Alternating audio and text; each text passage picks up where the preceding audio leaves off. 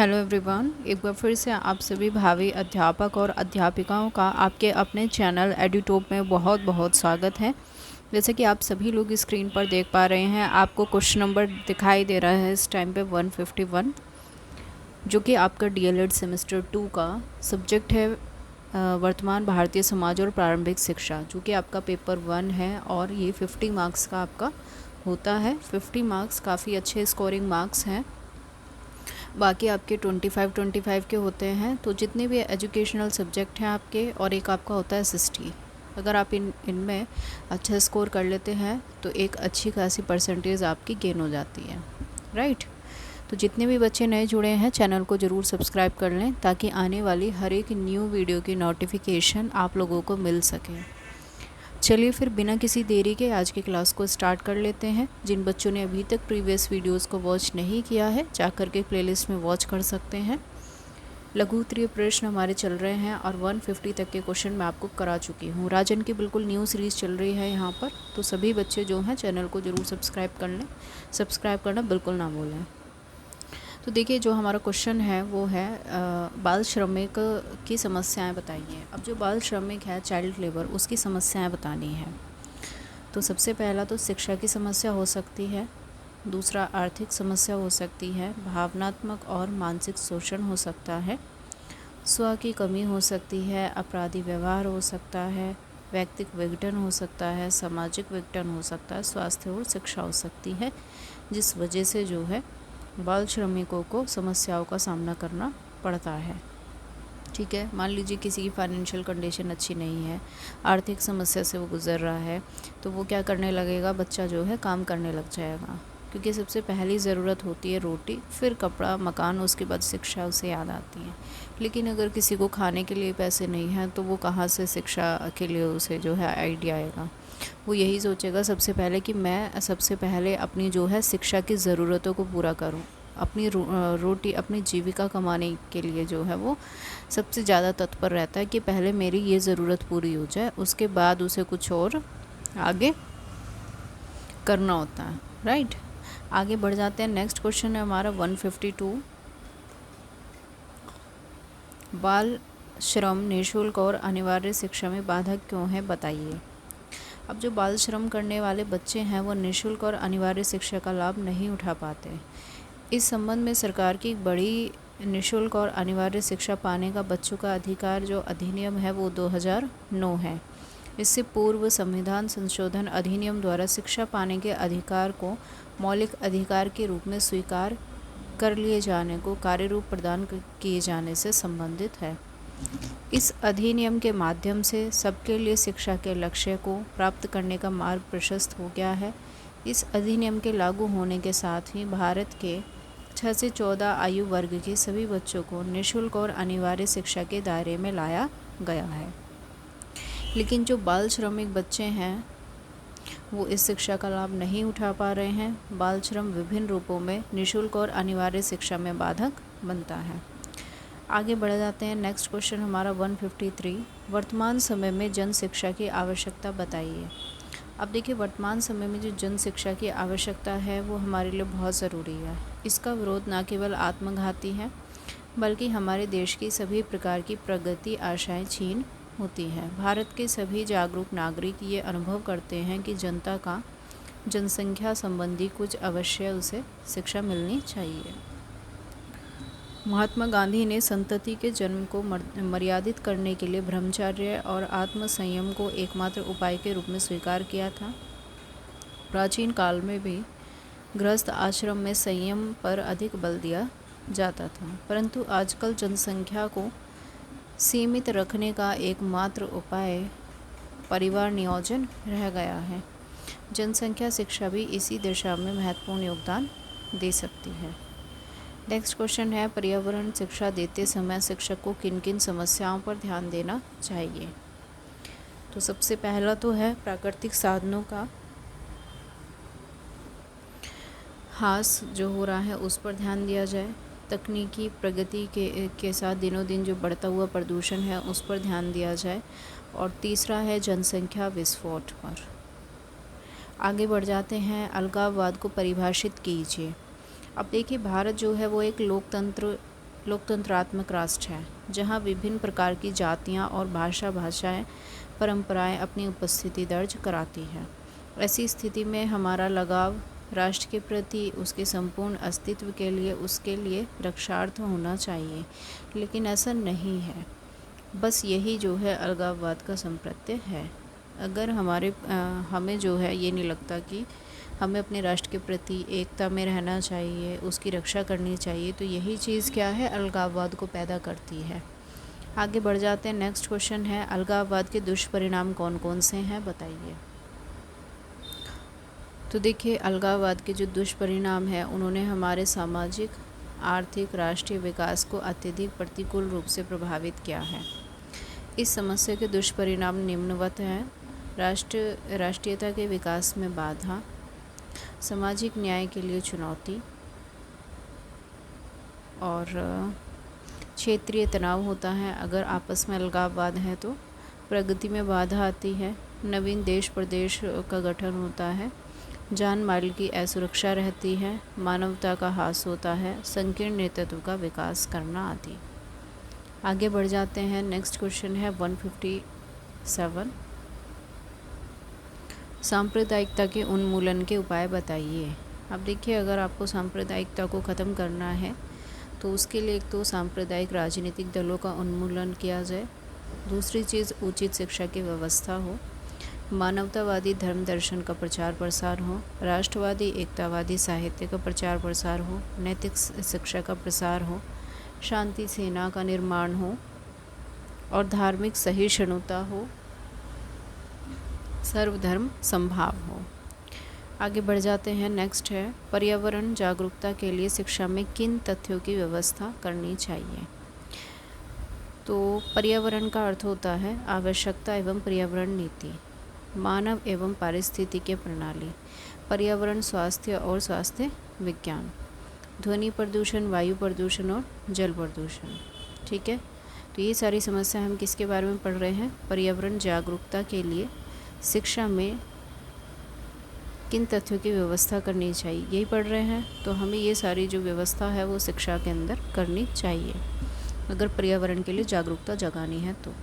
फिर है पर्यावरण की जनसंख्या, जैसे कि प्राकृतिक पर्यावरण, झील, पहाड़ियाँ, पीने योग्य जल, मानव सभ्यता पर प्रदूषण का प्रभाव, सामाजिक पर्यावरण, वन्य जीव और इसका संरक्षण, सौर ऊर्जा इसका प्रयोग, भारत के दूषित नगर, तेल एवं रासायनिक अस्त्रों का पर्यावरण पर प्रभाव, विश्व पृथ्वी दिवस, विश्व पर्यावरण दिवस का आयोजन, पर्यावरण संरक्षण एवं संवर्धन तथा पर्यावरण संतुलन आदि।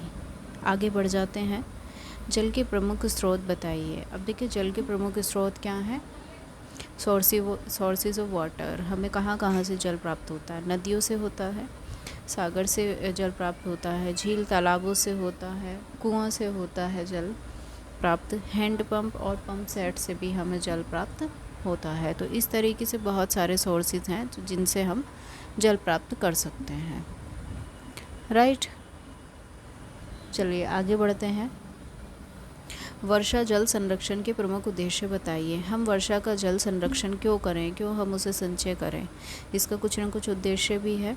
सबसे पहला तो ये है कि जल की निरंतर मांग को ये पूरा करता है, नालियों को रोकने वाले सतही जल प्रवाह को कम कर देता है, सड़कों पर जो जल फैलाव होता है उसको रोक देता है, भूमिगत जल में भी वृद्धि होती है, जल स्तर जो है वो ऊंचा उठता है, भूम जल प्रदूषण को रोकना, भौम जल की गुणवत्ता को सुधारना, मृदा अपरदन को कम करना, ग्रीष्म ऋतु और सूखे के समय जल की घरेलू आवश्यकताओं को पूरा करने में सहायता करना। ये सारी जो है जल संरक्षण के प्रमुख उद्देश्य हैं।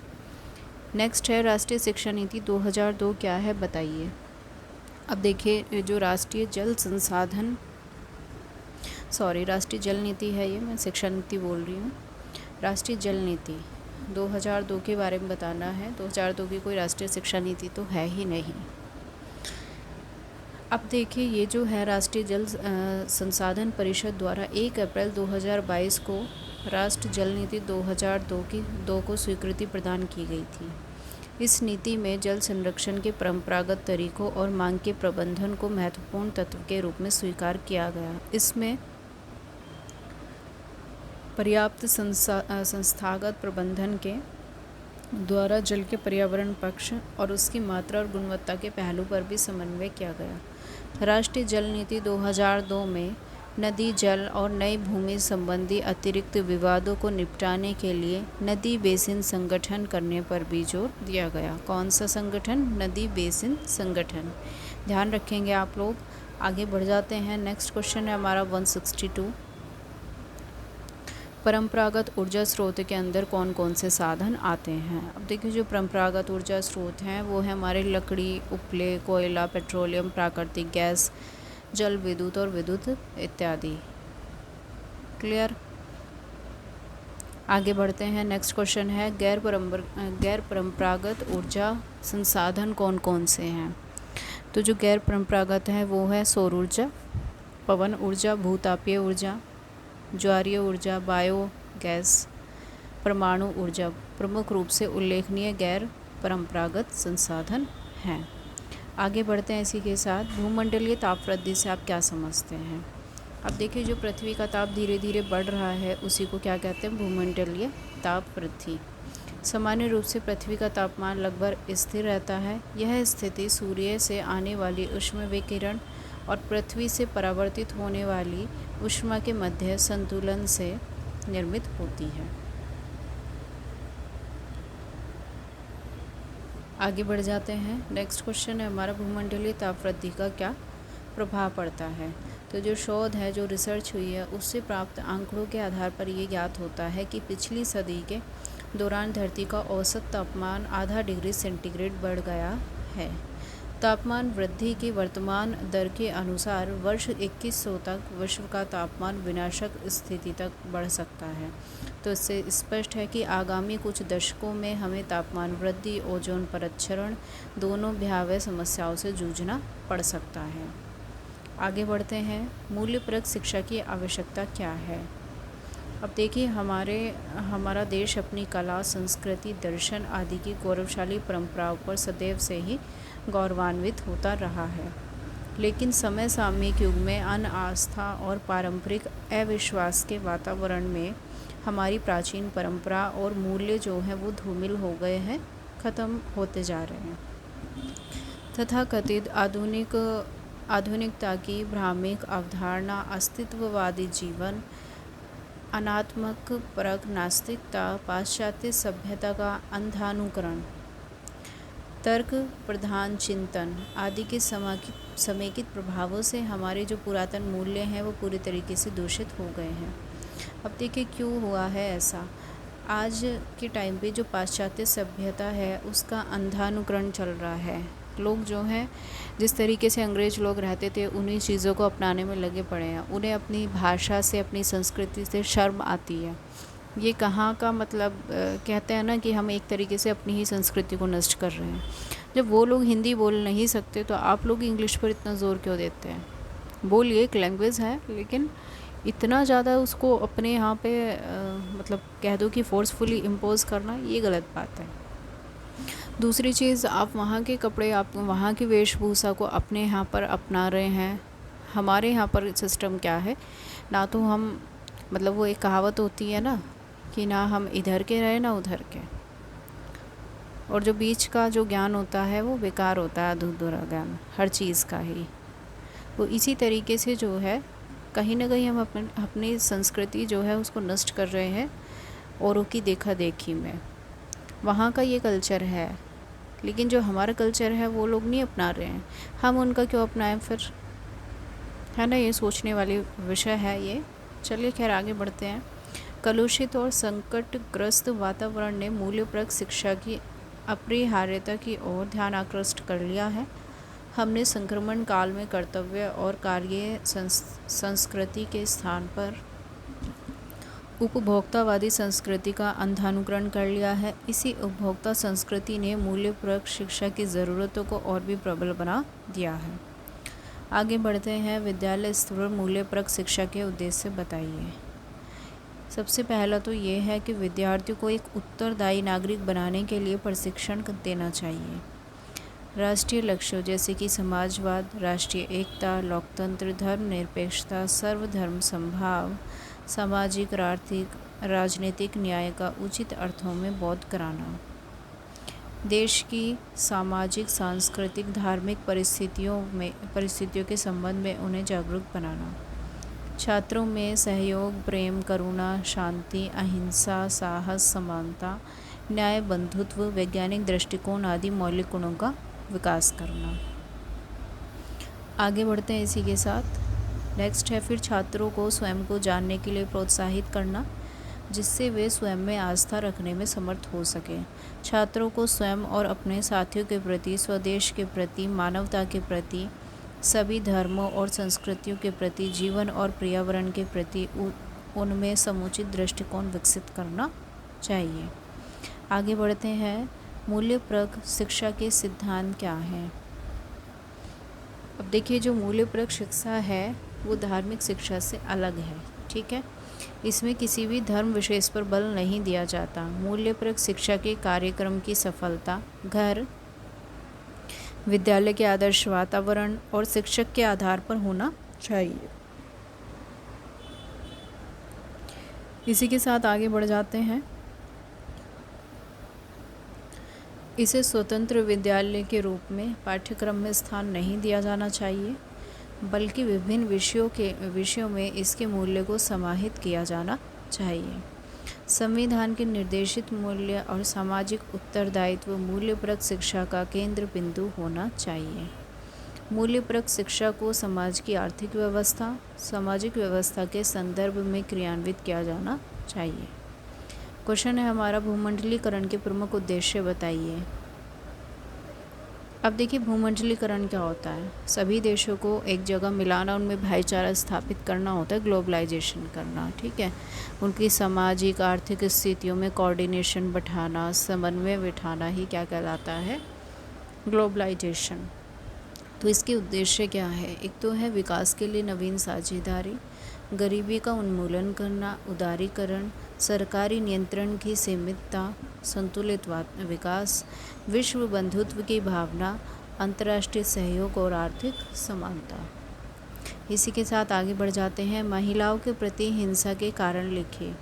देखिए, आज भी अगर देखा जाए तो कहीं ना कहीं महिलाएं सुरक्षित नहीं हैं, विभिन्न तरीक़ों से हिंसा की शिकार हैं।